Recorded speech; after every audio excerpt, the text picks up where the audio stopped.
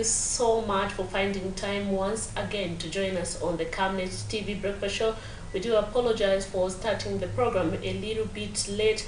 This was due to some technical issues beyond our control. However, we are here with another excitement edition of this program this morning. I'm your host, Miriam Kaiman. Of course, later on, I will be joined my colleague Nelson Zulu, where we're going to take you for an hour or so and discuss various issues, among them the reopening of schools amidst COVID-19 and cholera cases, as well as teachers recruitment. We'll be joined later on by a guest who's going to help us discuss this issue in details. And later on, you, our viewers, can also, take part in our conversation where we saw statistics of gender-based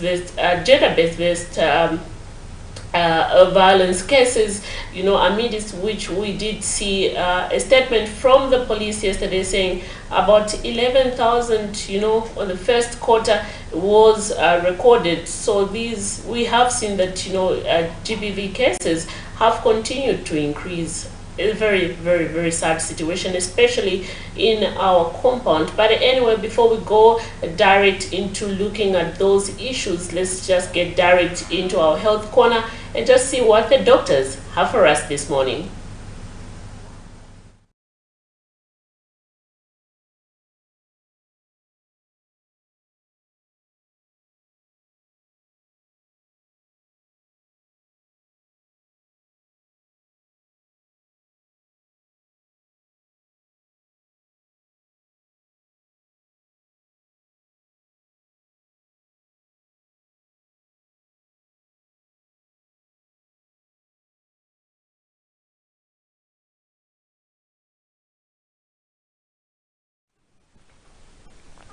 Hi, good morning and welcome to the Health Corner here on the Breakfast Show. My name is Dr. Nakubiana Mfaya. So this week we are talking about typhoid fever, and yesterday we talked about some of the risk factors of getting infected with typhoid, and we say that usually transmission is through the fecal-oral route. So people who stay in overcrowded places are at risk of getting this infection.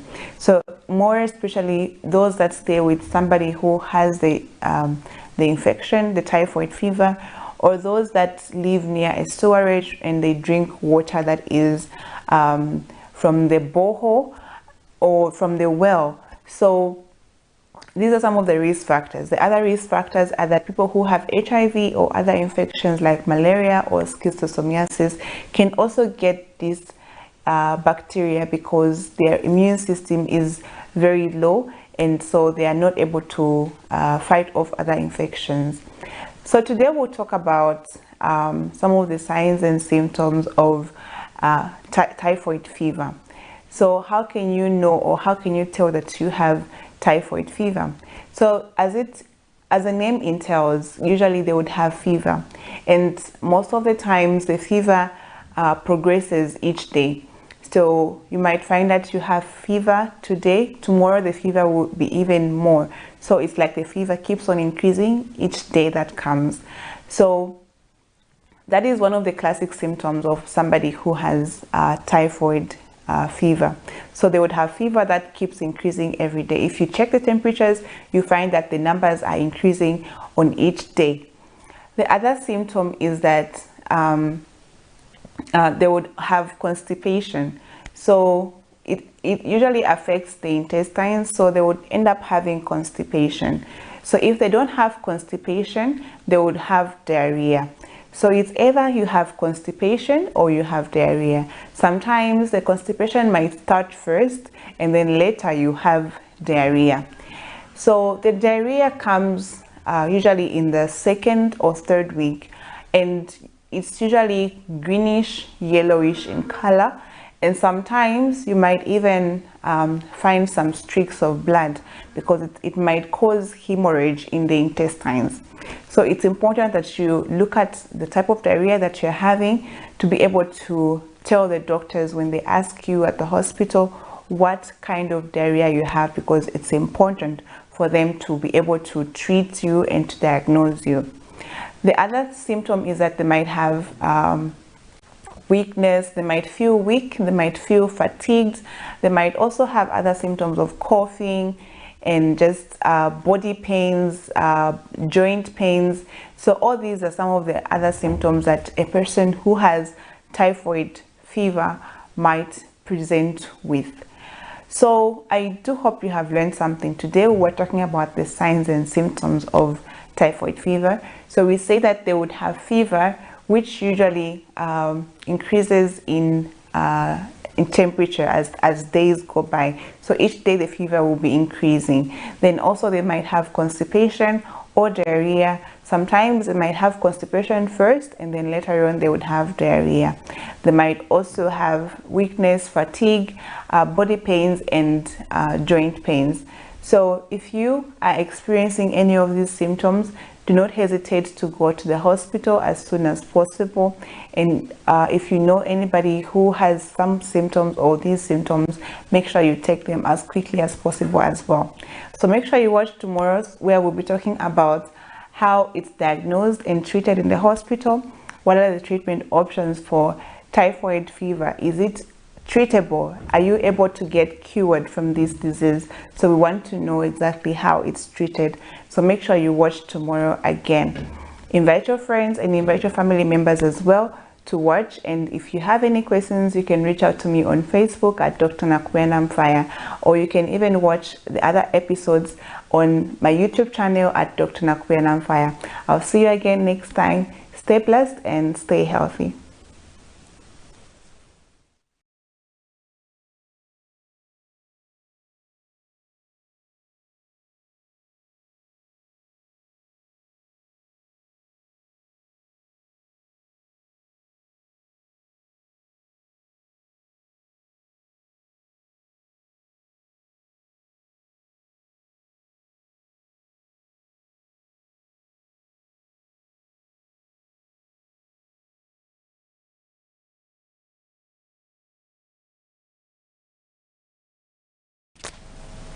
I hope you did learn one or two things there on signs and symptoms of typhoid. But right about now, let's get direct into our money market. We have the United States dollar. They are buying at 26 kwacha 0.82 ngwe and selling at 27 kwacha 0.35 ngwe. We have the euro. They are buying at 29 kwacha 0.07 ngwe and selling at 29 kwacha 0.64 ngwe. We have the South African rand. They are buying at 1 kwacha 0.42 ngwe and selling at 1 kwacha 0.45 ngwe. We have the Great British Pound. They are buying at 33 kwacha 0.96 ngwe and selling at 34 kwacha 0.63 ngwe. That is our money market for today, the 31st of January 2024, as of 07:30. Yeah, and surprisingly, we keep on seeing an increase when it comes to the US dollar. Yesterday it was buying at 27 kwacha 30 ngwe, but as of this morning, and has increased with a few cents. Yeah, by 5. By 5. Yes, by 5 if you ask Tomorrow we might see it at 28. 27.14 ngwe, somewhere there, 40 ngwe. But again, I think the biggest elephant in the room as of today is the fact that the Energy Regulation Board is going to be announcing the pricing in terms of the fuel and everything, and then concerns have been on the side that we've seen the kwacha depreciating and ever weakening. So does it mean that we're going to have a constant pricing in terms of the commodity, or we're likely to see increase? We're likely to see an increase. Yeah, because yesterday I think I was also looking at some post from my social media blog, which I won't mention, but it's a well-known social media blog, where they were speculating that we might just hit 37 kwacha per liter. But we hope to see how things are going to be, and if anything, we remain hopeful. Just like we've indicated, there's need to be positive.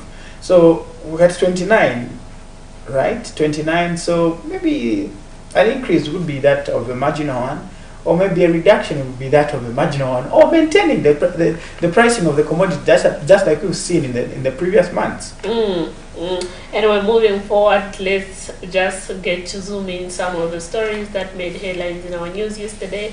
Your viewers can take part in our conversation this morning. We are looking at issues surrounding to the reopening of schools amid these cases of COVID-19 as well as cholera, and also cases we have seen that the Zambia police yesterday released information with regards to the cases of GBV with regards to the fourth quarter. We did see about over 11,000 cases of GBV were reported countrywide, and it's very alarming that we have continued seeing cases of GBV being on the rise, as well as high cases of divorce rates. Yeah, high cases of divorce, and then you got this sobbing number, I would say, because 11,000 plus, when you compare it vis-a-vis to the numbers that were recorded in 2022, that was about 7,000 plus. So meaning that there's really an increase. For us to hit 11,000, there's just need to begin to introspect. I know somebody might be questioning to say, but how am I getting this perspective even before I don't even have somebody I call a wife or a spouse? But look, it is very important that we introspect and ask questions. You say, where am I going wrong? What am I not doing right? But a lot of marriage counselors have also attributed divorce cases to lack of preparedness from both parties, as well as when you talk about marriage, you also need to look at the financial aspect. Visas also had a huge impact, apart from issues of lack of transparency and trust among yourself, where partners would intend to commit adultery and so forth. But from my perspective, I think I would side much on the aspect of lack of preparedness, because over time there's this culture that has been adopted in our country, where if you are dating this girl and then all of a sudden you had a mistake by indulging yourself into those sexual activities, and then you impregnate your partner, there's no recourse or no analysis that is made at all. You find that from the side of the woman, they will say, what person I want to remember? So what do you expect? We want you to marry this person, and then without even understanding to say, okay, is this the person that I really wanted to settle with? But again, the question will be, Nelson, if you were going out with this person, you decided, okay, this person will be my girlfriend. Yeah. That thing, you happen to impregnate her. Are you supposed to ask questions as, is this the person I want to be with? But dating someone does not when you first entered into that relationship, that's where the problem is, because a lot of people want to engage into sexual activities when they are dating without understanding the implication. Okay, that is where the problem is. That's where the problem is. But also, I think for me, there's also need to begin to look at some of these things, because automatically, if you impregnate someone and then you're not ready to marry them, someone shouldn't be forcing you to marry them. Anyway, I think that's where the issue has been. Anyway, that is Nelson's perspective. You, our viewers who are watching us this morning, would also like to get your perspective on those issues. But let us get to look at a story where the Young Women Christian Association has called on women to get married at the right time to avoid making wrong decisions that end up in divorce cases. Let's get to look at that story.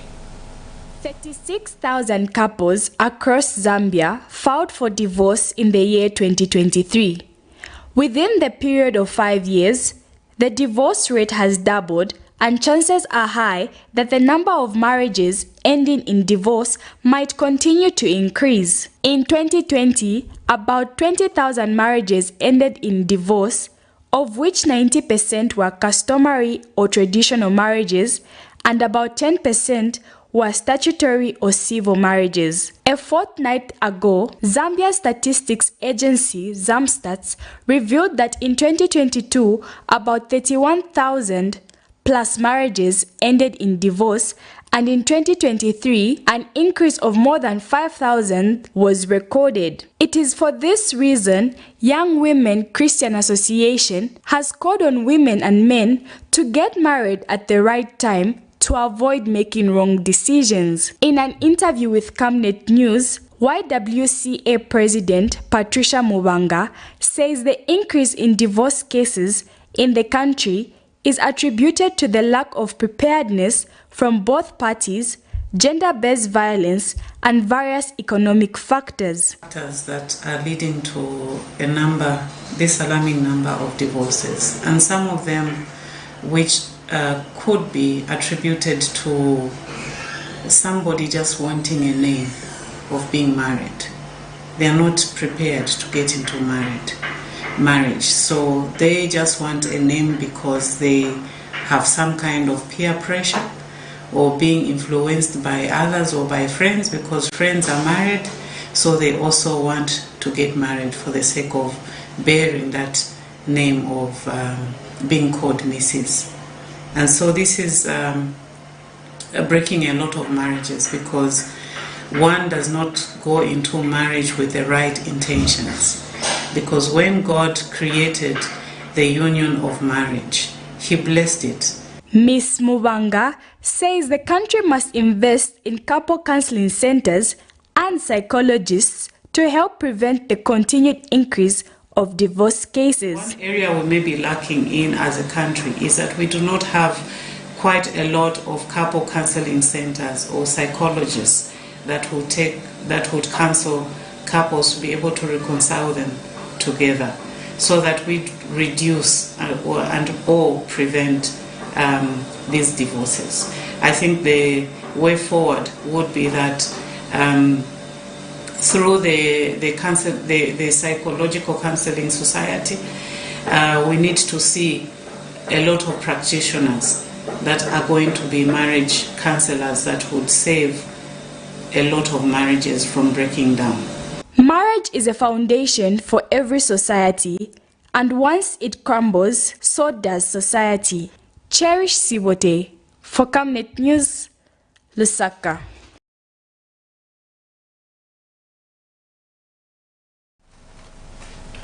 There you have it. That is Madam Patricia Mwanga, the president of YWCA, who is just commenting on the issues with regard to high cases of divorce that we have recorded as a country, and urging young women not to rush into this marriage. And they shouldn't be forced or coerced by anyone just because they have seen their friends getting married, and they are not getting married without preparing their mind psychologically and without ensuring that they are financially stable with the right mind to ensure that they get into this marriage, and just end up getting married without getting those situation being checked with the right state of mind. It's very sad, like I said, Nelson. But anyway, moving forward, I think this is a time where we'll need a lot of counseling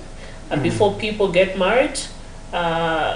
Personally, in my own view, I would suggest that these NGOs that support issues to do with marriage counseling and stuff like that should come on board, and maybe once in a while have meetings with couples. It's not every time that certain meetings couples need to pay. Let's talk about couples who live in different compounds who cannot afford a certain fee that can be attached to attend these meetings. Let them try to organize, especially in our communities. Like I said, Nelson, if you go to Kanyama, for example, I'll give you an example of Kanyama, because I've done a lot of GBV cases from Kanyama. I know. Yes, and this is one of the reasons why you see that a lot of people, when you go to Kanyama local court, every day someone is getting a divorce. Every day they will record even 5 cases of divorce every single day, and this is worrying. Okay, this is really worrying. Really, your point is valid to an extent that I think this is the time now that also counselors need to start reshaping or rethinking their strategies in terms of counseling, because we've seen that counseling most of the time is offered to GBV victims, but I haven't seen a lot of organizations that involve themselves in counseling couples. Except some few churches that have before you get married, no, counsel you maybe for the next month. Exactly. And then the programs they call couples meeting, you find that maybe they happen to be 2 times or 3 times after 3 months or a year. So I think those are some of the remedies that should be looked at, and ensure that also we have a proper way of how things can just move on, because we can't continue having such high numbers of divorces. I mean, for someone like me who's not yet married. Don't think twice, Nelson. Don't think twice. It's so demotivating. Well, are you already demotivated? Well, I'm still analyzing the entire situation, but the moment I look at those numbers, I'm like, wow. But again, it depends on you. It depends on you as an individual, Nelson. So that shouldn't demotivate you. A lot of people will tell you that marriage is a beautiful thing. It's about how you understand yourself with your partner, and also, like I said, the financial aspect is very important. A lot of people have divorced on, grounds of financial stability, apart from, infidelity and stuff like that. So again, you need to understand that, okay, you need to know your partner very well, understand each other, and not rush things because you have seen your friends doing that. That's the more reason why we keep on seeing these cases. Someone gets married, 6 months, they're wondering, why am I even married? Why am I in this mess? Yes, why am I in this mess? And I was watching a certain video on social media of a woman who was explaining that after getting married, 6 months, she was saying, I can't stay in this marriage. I want to divorce. Now, this is the reason why she wanted divorce. Because apparently her husband then was questioning her why she had, why she kept on, getting in touch with her ex-boyfriends, why she was, talking to a lot of male friends, and her justification was, my husband should understand that I have a lot of male friends. Exactly. But for me, I hold a different view. Yes. That I feel to some extent has contributed to the 36,000 plus that we've recorded in divorce cases. I think we're living at a time when faking it is more of a life that a lot of us live in. Always when you go to this social platform, you want to appear rich and everything, and then setting a wrong impression to this particular partner, and by the time you get married, you find that but this person was telling me that they're driving, and then all of a sudden they're not driving. You see, and then at some point, the other question should be: should marriage be based on material things? Marriage should not be based on material things. But look, there's just a certain feel. There's a certain feeling that you get if someone tells you to say, "I own this, I have this, I have that," and then apparently they don't have them in reality.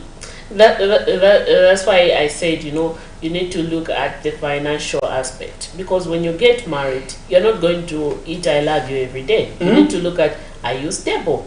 Exactly. To support yourselves as a couple. These are issues that you need to look at. Anyway, moving forward, let's get to look at a story where Health Minister Silva Maseko is worried with the continued cases of cholera being recorded across the country, with 6 deaths recorded in the past 24 hours. Let's get to look at that story. We'll be right back. Introducing Kapi Lodges Kafiwe, a beautiful place to spend your night.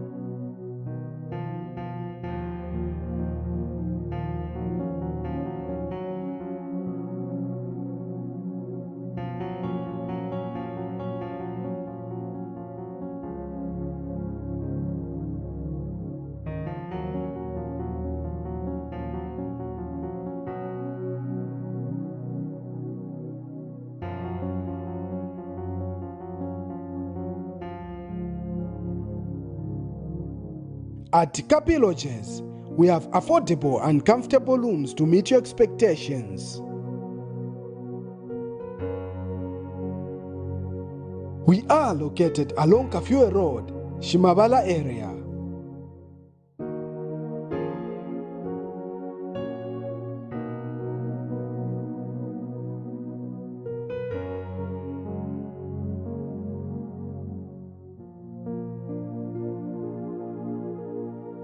For more details, contact us on +260 979 476307 or +260 976 057123 or +260 764 700 003. Email capilodges@gmail.com. Capi Lodges, my second comfort, home.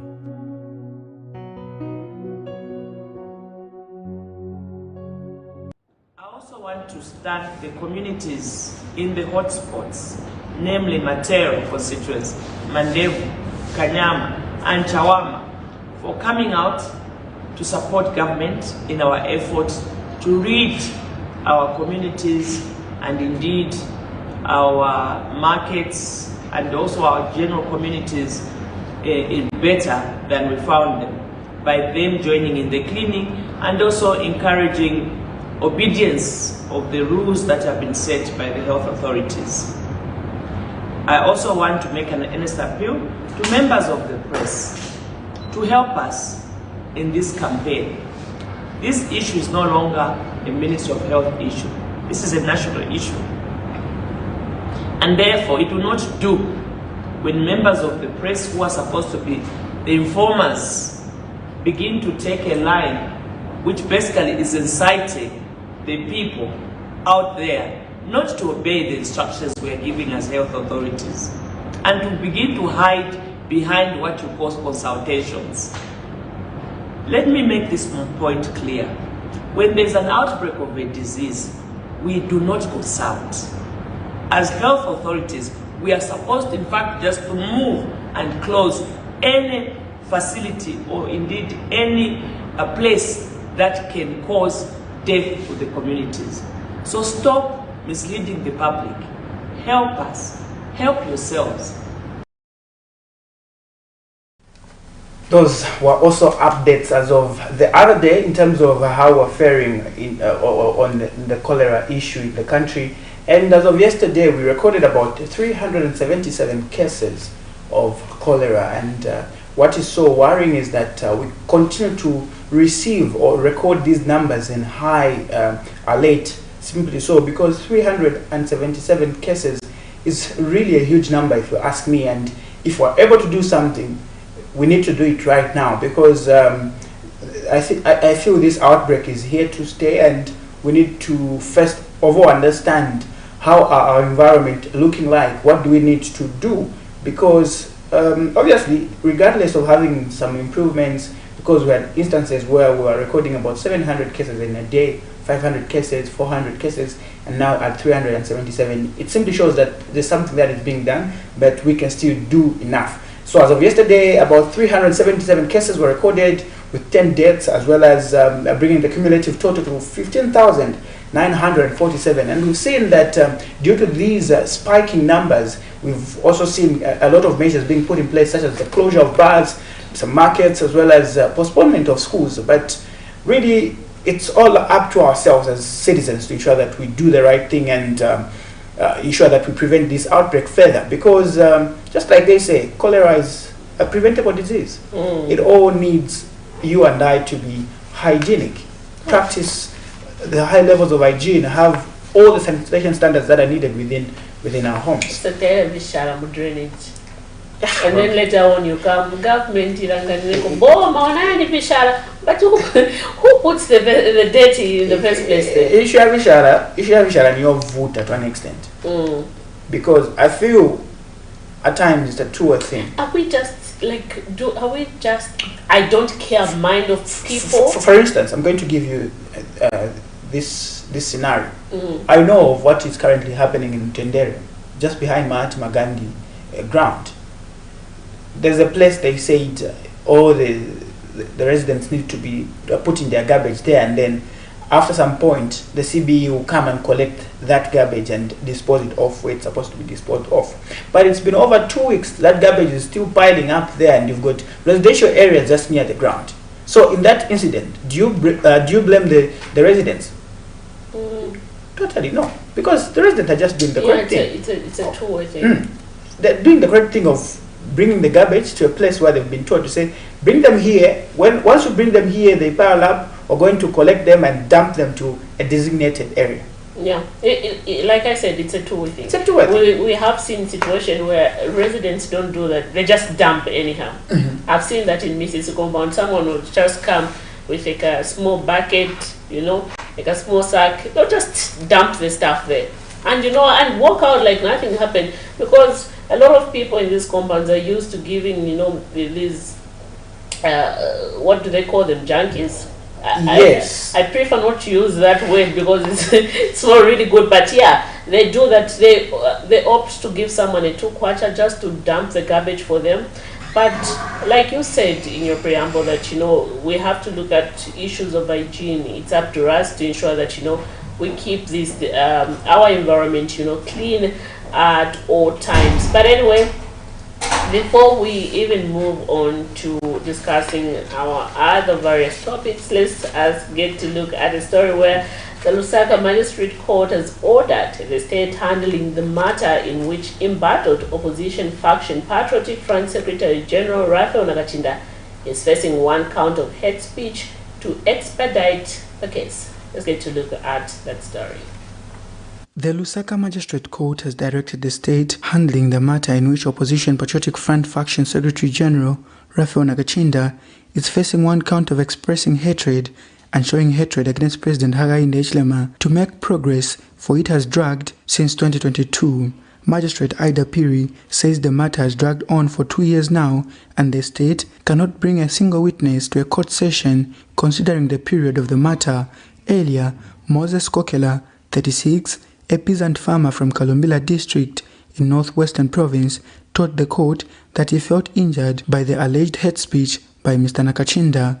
In this matter, Mr. Nakachinda is charged with 1 count of hatred of the Tongas of Wengwa in Southern Province by way of expressing or showing hatred and ridicule. When the matter came up for continuation of trial before Magistrate Ida Piri on Tuesday, Kokela says he came across a video on social media on April 18th, 2022, where the accused allegedly stated that Tongas had taken a primitive person from Wengwa district to State House. When questioned during cross-examination whether he was a UPND cadre, Kokela replied in the negative, but when further questioned by defense lawyer Jonas Zimba if he knew Bruce Kanema, who is UPND provincial chairman, Kokela replied that he was his tribal cousin and that they both belonged to the same political party, UPND. When asked if he is aware that the UPND government has allegedly arrested Joseph Malanji, Bowman Lusambo, Richard Musukwa, and Mr. Nakachinda, Kokela responded that he was not aware. At this point, the state informed the court that Kokela was the only witness they had for the day. As such, Magistrate Piri expressed displeasure that the matter had been in court for a solid 2 years and asked the state whether to issue warrants for their witnesses. The court, however, adjourned the matter to February 1st, 2024 for continuation of trial.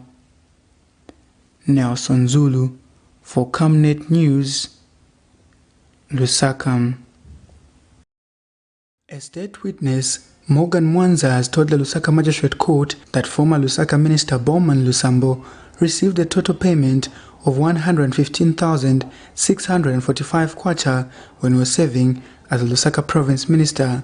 A tax inspector at the Zambia Revenue Authority Direct Taxes Division Returns and Payment Unit, James Mwansafoti, testified that Nuclear Sound General Dealers, a company registered for tax under Lusambo's name, has not been tax compliant since it was registered on 31st March 2006. Mr. Mwansa testifies that the check on the Tax Online 2 system indicated that the taxpayer is no longer trading as Nuclear Sound and General Dealers, but only as a TPIN meaning he is no longer a sole trader. In his testimony, the inspector says, according to the access to check taxpayers who were on the warrant of access list of Mpongwe General Dealers, Nuclear Sound and General Dealers, Chichele FM Limited and Chichele Investment Limited, he says his findings were that for Mpongwe General Dealers, the taxpayer is not compliant with regard to tax registration because the law directs any person carrying any business activity or intending to trade to register for tax type, and the case was similar for Chichele FM Limited, where it was revealed that the taxpayer is not registered for any taxes. In cross-examination, defense lawyer Nkula Bota asked the witness if at all he checked the company's record with PACRA and stated that the company was different from Bowman Lusambo, but failed to tell when all the companies were migrated to the online system since inception in October 2013. While in cross-examination, the witness failed to avail the amount of taxes the accused paid before and while serving as provincial minister. Mr. Lusambo, 47, is facing 2 counts of possessing property reasonably suspected of being process of crime, contrary to Section 7.1 of the Forfeiture of Process of Crime Act number 19 of 2010. In the first count, it is alleged that Mr. Lusambo between May 2015 and December 31, 2021, jointly with other persons unknown, possessed a property in Lusaka comprising a single-story 4-bedroom house, guest wing, gazebo, and a car shed. In the second count, Mr. Lusambo on the same dates, jointly with other persons unknown, possessed an incomplete block of 6 flats in Lusaka's Chamba Valley area, reasonably deemed to be process of crime. Lusaka Chief Resident Magistrate Davis Chibwili has adjourned the matter to 31st January 2024 for continued trial and scene visit. Nelson Zulu for Camnet News, Lusaka.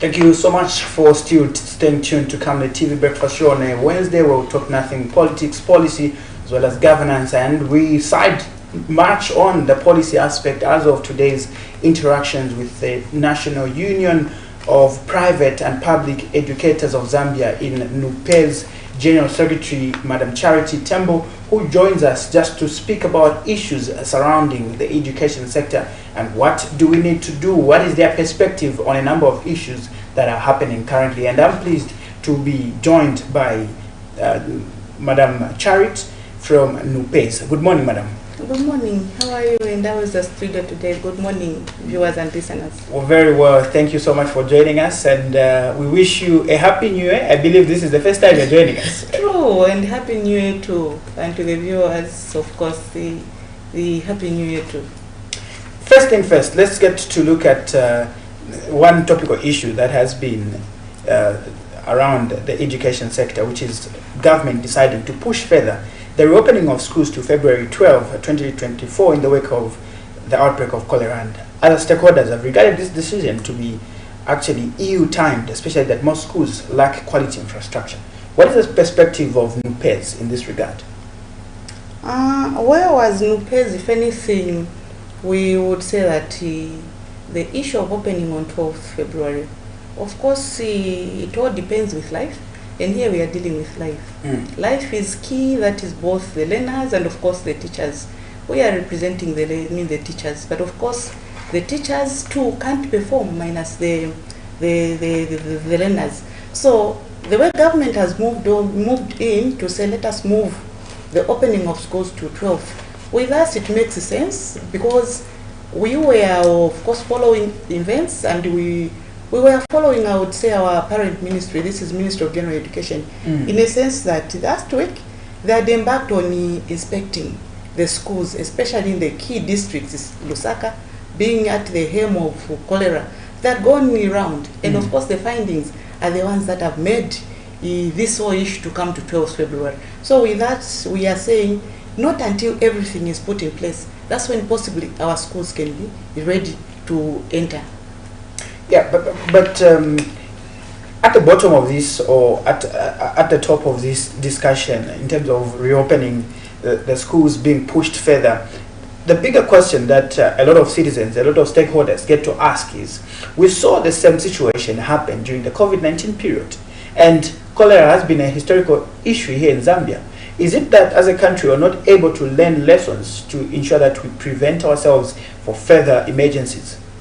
You know, it's something that is disturbing because during COVID-19 time, there were closures that were made because of the same issue.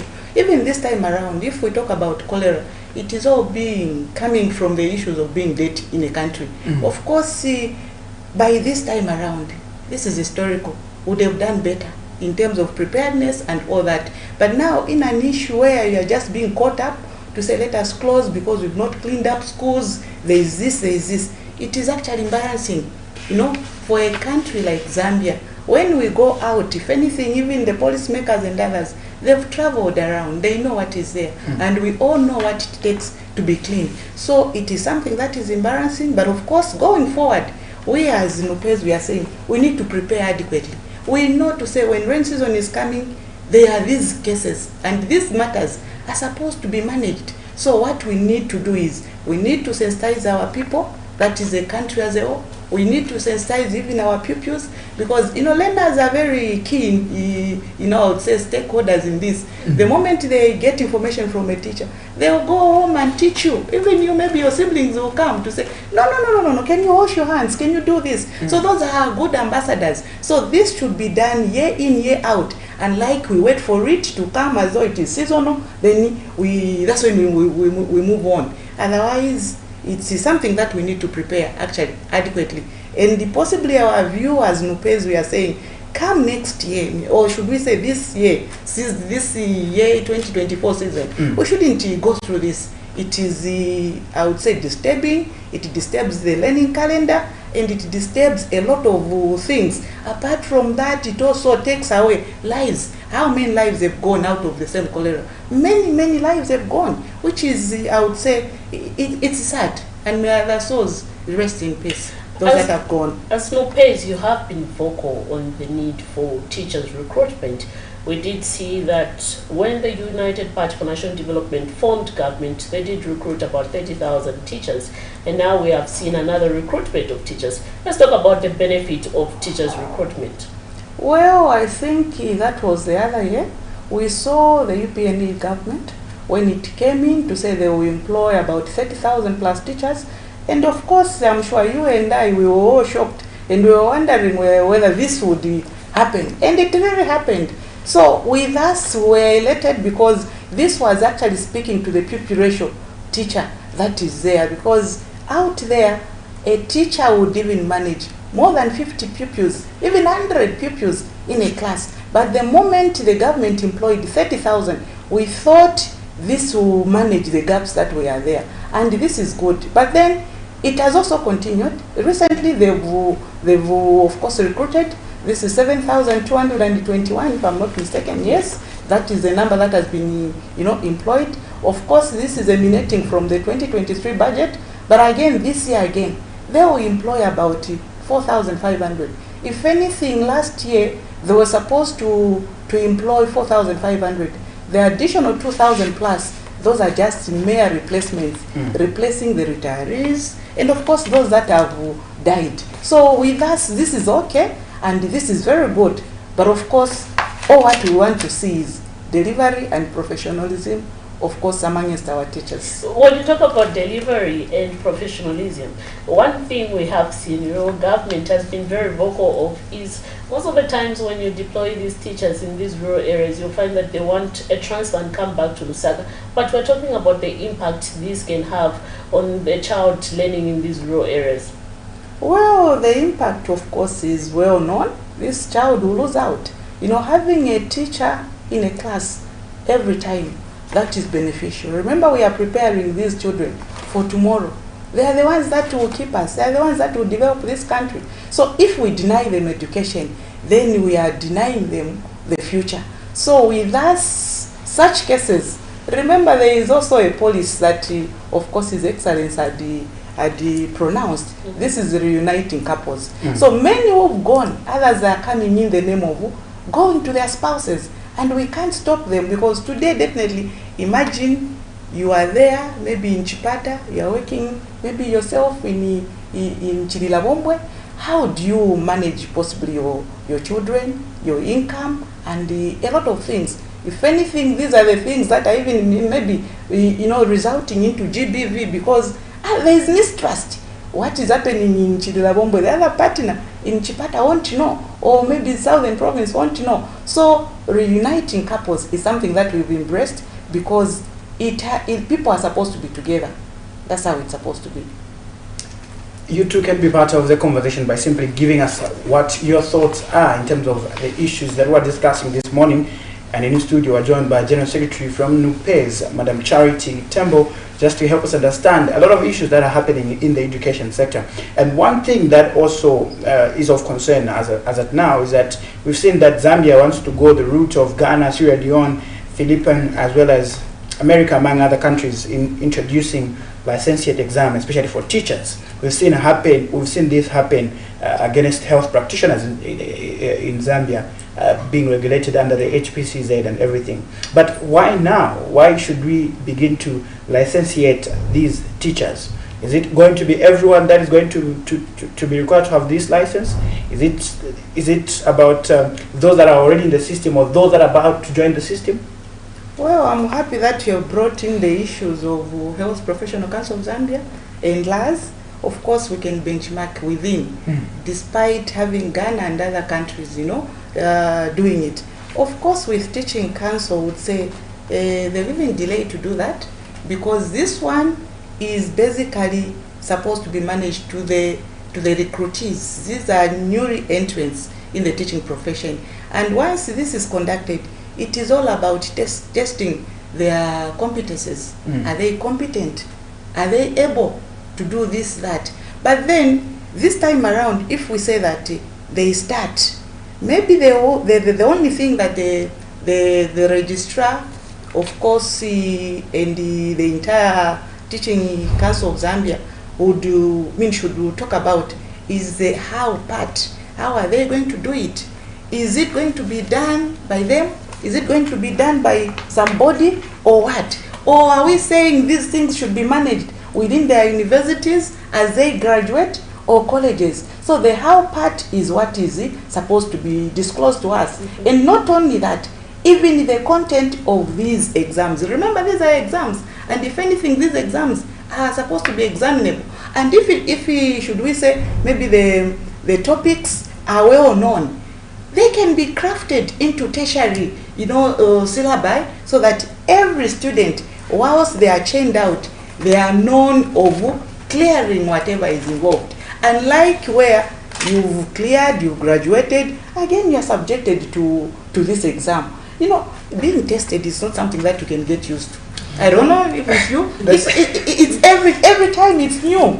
So you need to manage it so well. So better they explain how they are going to do it, and with us will be very comfortable. Otherwise, that is very good. There's an interesting factor that I liked you brought out, is that most of these licentiate exams are going to be channeled or to be administered on new recruitees. But we've seen even teachers that are already in the system misbehave. We've seen teachers already in the system not live up to the standard of how they're supposed to do. For instance, there was that video that was circulating on social media. Everyone was there to see it, Chimpapila. Yes, where he was missing classes, and then children are suffering at the expense of the teacher missing classes. So why should it be that this licentiate exam should be one-sided and not leave out those that are already in the system? Is it a sacred lamp? And another aspect we have seen that a lot of teachers had this notion, after I don't even if I don't go to class, I'll still get paid at the end of the day. So these have been some of the concerns that we have seen, coming from parents. Well, I would say in every game there are rules. There are rules. Equally where you are your employees. I don't know if you can do anything that you would want to do. The truth of the matter is we have the code of ethics in the teaching profession. And the Teaching Council of Zambia actually is at it to manage professionalism. They are mandated to do that. Even revoking licenses, if they find that you are misbehaving, they are mandated to do that. So there is a lot that Teaching Council of Zambia is involved in. Otherwise, even us as a union, I don't think he will be in a position to be promoting such misconduct. Misconduct is a grave thing. I'm happy you brought in the issue of Chimpapila and all that. You know, we are a role model as teachers, and maybe let me take even this time to even talk to the teachers out there, should I say the educators. I think we are role models in community, in schools, it be wherever we are. We are actually the eyes of the institution, and in this case, this is the parent ministry, which is Ministry of General Education. So if we are misbehaving, we are doing things to the contrary, I think that is very wrong. And you touched the issue of drawing a salary when you are supposed to be performing. With us, we don't encourage that one, because that is theft. Why should you be drawing a salary when you are not performing, when you are not working? It should be, here there is labor involved, and of course there is money that you are drawing. You know, in every situation, remember, even in human resource, there is what they call psychological contract. For you to apply for any employment, you have expectations. Of course, monetary form is one thing. Even the other side of the employer, they have also expectations. That is to do with performance. So if you are not performing, I don't think they will be there to give you money. They will not pay you. So let us just do what is right. And of course, Teaching Council of Zambia, every time they always talk to the code of ethics. Same with us. We remind our teachers, you know, when you are in service for 5, even 2 years, 3 years, stuff like that, you tend to forget certain things, but there are CPDs that tend to remind what we are supposed to do. Even teaching itself, methodology, conduct, and many more. Otherwise, what you have brought is something that is, you know, of essence, but then we need just to be reminding each other. One of the historical issues, despite recruitment, has been the failure to upgrade teachers who have been in the system. Your comment on that? You know, upgrade, I think this is something that has been a thorn in our flesh, I would say, all of us. You know, imagine, I'll just give this story. Imagine you're a teacher, you just say, no, let me upgrade. Possibly let me give a background on how these teachers found themselves in such a situation. There was a circular that was crafted way back in the, I would say maybe 2005 or so. There was a circular, and it went round to say, we want teachers to upgrade from certificate to diploma up to degree. And some teachers, of course, when you are taking as an employer, you are taking this employee to this school, to this college or university, it means you've identified some gaps, and you would want this person to sharpen the skills and of course add value to the institution. But then that circular motivated everyone to go. They went. Others using their own monies to upgrade themselves. Of course, with a sense that when they get back, or rather they get those papers, definitely they were going to be upgraded. But now imagine others graduated way back in 2011, 2010, and all that. Up to now, they're still battling with that. So with that, with just that one, with us, it doesn't sit well. And we don't know how we can manage it. But of course, as NUPES, many times, and we are on record of talking about, internal recruitments, especially if there is this mini recruitment that is going maybe to happen this year, 2024. All the government is supposed to do through the Ministry of General Education is that they're supposed to look at the already existing, qualified human resource. Those, they give them those vacancies. Then what remains is what is supposed to be given now to these other ones who are coming in. Imagine, I have been possibly in this service for 20 years. I have taught you, I have taught him possibly. Then you go to this university, come with your degree. Tomorrow we are sitting in the same staff room with your degree and you are getting more. That is demotivating. And you fail to deliver, yeah? You fail to deliver. So to avoid all those frustrations, even the chimpapila you are talking about, we just have to help these people. Let them be upgraded. And they will really appreciate they are going into colleges and of course universities. When we talk about the teacher upgrade itself, you did mention of the circular that was there at some point, but should this be a time that we also create a systematic way of how we're going to address these issues? Because if we just keep on talking about them and then we're not taking any action, these things will continue to be there. True, I totally agree with you, but then in the past few years, I think as unions, we had agreed on an automatic migration, and many that had attained qualifications, of course higher qualifications, they were moved from this scale to the other, which people of course benefited. But then there were a lot of teachers, or a good number of teachers, that were elevated, that had upgraded. So basing on the same, still even this time we should have solutions. Well, let me make mention to say the ministry of course is on track really, like right now.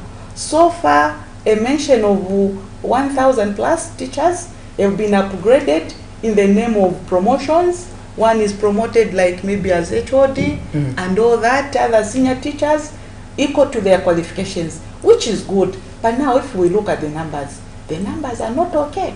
Can we improve on the numbers? And we do it quickly so that our teachers don't get frustrated. I'll still ask this question. In 2022, we had 30,496 teachers that were recruited. And this year, 2023, 2024, we've seen about 7,221 teachers being recruited. But vis-a-vis, when we look at the teacher-pupil ratio, you find that currently the stats indicate that at primary level we're at 1 to 58, and at secondary level we're at 1 to 45, against the standard, which is 1 to 38. Are we making progress in terms of attaining quality education? Because these numbers in terms of the teacher-pupil ratio still remain a bit high. Well, of course, I'll join you in saying so, but I would say we are on course and track. We are moving in so that we bridge up those gaps that are there. If you've seen, the government is moving. Last year they had promised that they will recruit, especially starting with the 30,000. That was 30,400 plus, if I'm not mistaken. Again, they recruited this 7,000. This year we are waiting for the 4,000 plus.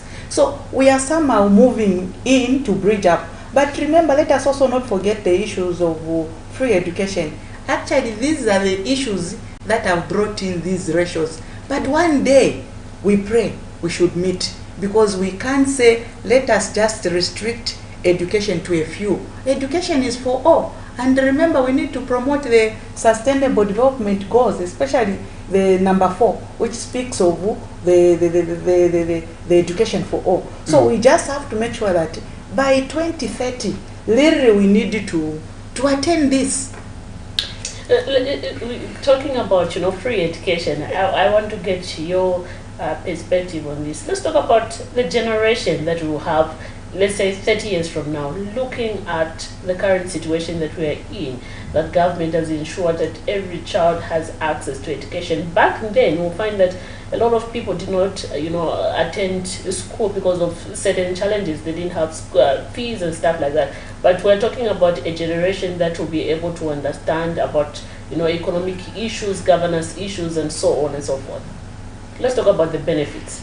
Well, one, the benefit is with us as parents. I'm also a parent, and if I have children, it means they will have access to education. That is one benefit.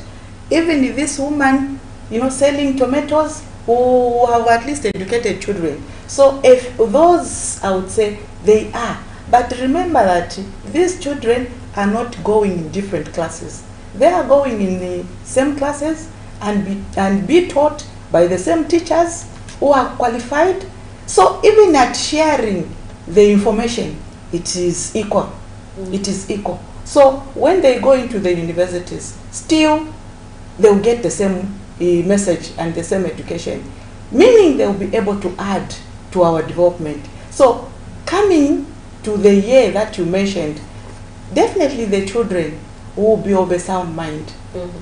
As Lopez, you have been vocal on the education curriculum, and we did see last year government validated the review of the country's education curriculum. Is this a game changer that Zambians have been waiting for? in terms of blending theory and practical skills. You did talk about, there's no need for someone to be in class and learning all the historic things. Those are some of the concerns that we, as Mupez, you did allude to. Despite, us appreciating history and the need to learn about it. True, as Nupez, we are on record. Because, if you look at the past, should I say, curriculum, at times, yes, it was making sense, but it needed to be worked on. And this is what happened. And last year, somewhere in November, they validated, that was early December actually, they validated this curriculum. Of course, this is suiting the, should I say, the today's life. Imagine you have been pushed in this class, you are forced to write exams, write, tests and so forth. When your area of interest is sporting, surely are we not denying you from doing right things? Today people are making a life out of sport. They are making a living out of music and all that. So today what we are saying is we need to speak to what is happening. And of course career path is something that is supposed to be embraced. Let us identify these learners. Are they good in mathematics? Are they good in science? Let us not waste time to teach them. Let us give them what they are supposed to do. If they are good at carpentry, let them do it. They will make these sofas. They will make what? And a living will be earned out of the same. So with us, what has come, if anything, it is, I would say, a global thing. Because you and I today, if we are to go maybe to these countries out there, all what will happen is we'll be forced to rewrite certain, courses. Maybe we talk of level, the levels, the one they've turned into Form 6. You need to rewrite, you need to do that. But this time, our syllabi is cutting across. It is embracing everyone. So we'll not have difficulties. You talk about suiting the today's life, but others have claimed that the curriculum review and its implementation come 2025 might be a flop due to lack of understanding among stakeholders such as the parents. Well, the parents may have those fears, but maybe what I can say now is those fears should be thrown. Remember, this curriculum will be managed by qualified personnel, and these are the teachers. Of course, they are qualified, they know what they're supposed to do, and the moment this curriculum will roll out, they will be taught on how to proceed with it. So they shouldn't worry. And maybe to government, the core will be that let us provide what it will take to implement this curriculum. One, we need, of course, skilled, human resource. Apart from that, we also need the resources to have learning and teaching materials. You can't go in a class without books. How are you going to evaluate your work? How are you going to be assessed when they write exams? So those things are supposed to be in place. So resource material, what, and all that, I'm sure everything is known. And if this is put in place, then we are good to go. I love the fact that you spoke about learning materials. But here is my concern.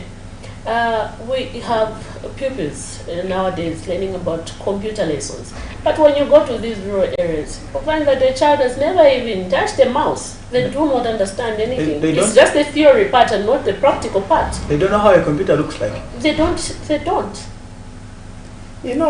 You and I, we have a lot to do together with government. No wonder I said for this curriculum to speak what is expected out there, we need and we should provide everything. If we are talking of computers, why should we examine this child who has never seen a mouse, who doesn't even know how the screen looks like? Why examine them? That is torturous. We shouldn't do that. All what we are supposed to do is we provide all these things to the teachers, or to the teachers, so to the learners. Once they know to say, this is a mouse, this is a screen, this is how to proceed, I'm sure we are all good to go, and Zambia will be a good place to talk about.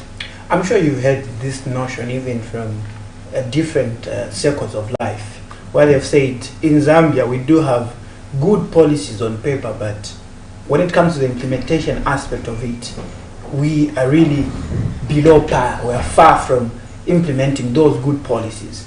Are there any assurances from you as a union that you've already analyzed, that you've already seen that come 2025, the implementation of this new curriculum is going to be an issue that everyone is going to smile about? Well, we are certain. Why? Because this is a curriculum that is on the table. And if it is on the table, we expect all the tools to be there. You know, for sure, Africans, some scholars said, if you want to hide something, just yes, in writing. We are the reading culture, of course, inclusive. It's not good, right? We are not good at that.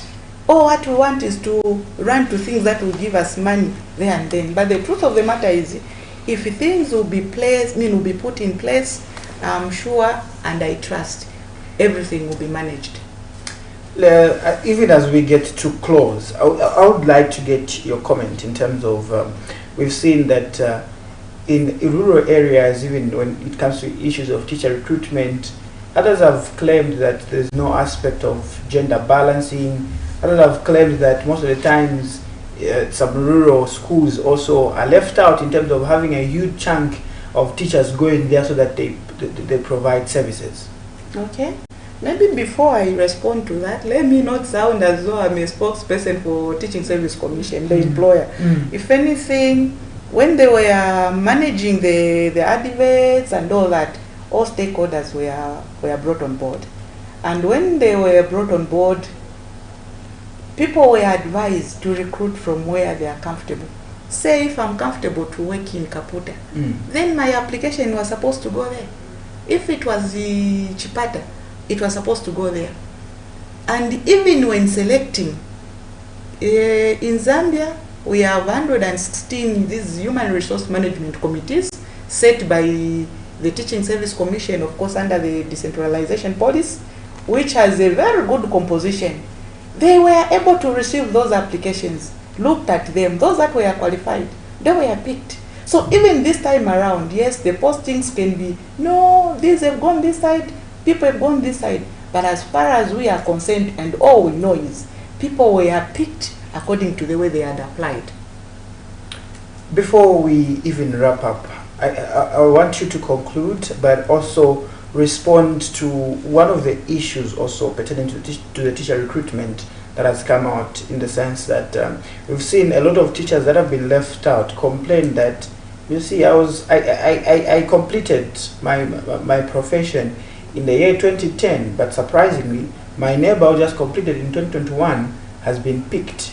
So should there be a certain way that once this recruitment are being done, we should also consider the years of completion, especially when it comes to the teachers themselves? Well, in the past recruitments, I think this is one thing that was coming out strongly as a guideline. We need to look at those that graduated way back. Imagine how frustrating it is. You graduated maybe in 2015, then they pick someone who graduated yesterday. It is so frustrating. Everyone wants to be working. Employment is something that is key this time around. Year in, year out, you are left. It is frustrating. And if that is what really happened, I think that was not good. And I would put it on record to say, we as NUPES, we've not received any complaint regarding such. And if they are there, then we are wondering what the committee did. And if you are not aware, the Anti-Corruption Commission sits on these committees countrywide. They are there. You have VCZ, you have SEC, you have the teacher unions, and others, including the employer, which is the Teaching Service Commission. So if they were picking those that graduated, should I say yesterday, leaving those that graduated way back, and if you were to follow the statistics, the Minister, Honorable Douglas Tiakalima, talked about 69,139 applicants, and only 7,221 were picked. So we are still having a backlog of teachers. And maybe saying something on that, all we can say is, can we have a database of these applicants. We have them. Even when we apply, we will know to say, this person graduated this time, this one, this. So can we have information? So once the Teaching Service Commission has this database, it will be easy even when they are replacing, because these replacements will be picked from the same names, or should we say the same people. That is how it's supposed to be. Your concluding remarks to the parent as we get to see schools reopening on the 12th of February amid these cases of cholera as well as COVID-19. Well, our remarks are that this time around, should I say, between now and 12th, this is a time to prepare both the parents and of course the school environment. Let us ensure that we have put everything in place. For instance, the water points, let us ensure that we have running water. Everything is possible for these children. Let us prepare our minds, even when they are coming, to say there is cholera, and even to our teachers, before they even go into maybe lessons, at least they should be spending, which should be actually a cross-cut issue, they should spend so that our children, even when they are there, they are not hugging, they are not eating someone's food. Even our parents, can we ensure that when our children are going to schools, let us pack things for them so that they don't share. By doing that, it will mean that we are saving the lives of our learners. Otherwise, to the teachers from NUPES, we are simply saying, Happy New Year. Let us see what we can do. Thank you. Indeed, Happy New Year. I'm sure the teachers are smiling just looking at the recent recruitment that we have seen. The country has recorded. That was NUPE's General Secretary Charity Tembo was helping us discuss various issues surrounding the education sector as well as the benefits of teacher recruitment. But anyway, this is where we come to the end of our program this morning. I was your host, Miriam Kaimba, as well as Nelson Zulu. But do catch us tomorrow as we bring you another exciting edition of the Breakfast Show. For now, it's bye-bye and stay blessed.